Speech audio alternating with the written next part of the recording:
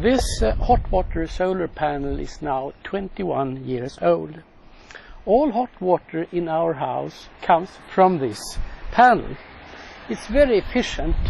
60 to 70% of the solar energy is converted into heat, while photovoltaic panels only convert 15 to 20%.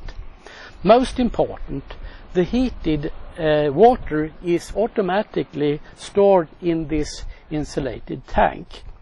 There is a link how this panel works. If we also use hot water from this solar panel in our dishwasher, then we will use less energy and the running time will be shorter. When I look at features, I can see that it is possible to connect the dishwasher to either cold water or hot water. The water temperature can be very hot, and therefore we have a mixing valve. The temperature can also be very low because of low clouds for several days. Therefore we have an electrical heater.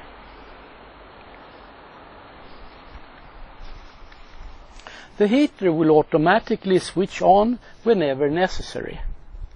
During a year we use 52 kilowatt hours, more in the winter, less in the summer.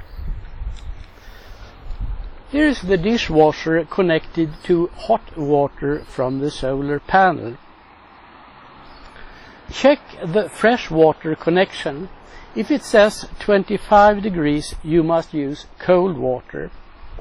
On our dishwasher, the maximum temperature must not exceed 60 centigrades.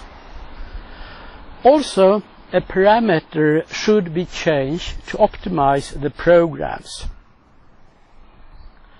Before you start the dishwasher, wait until we have hot water in the tap.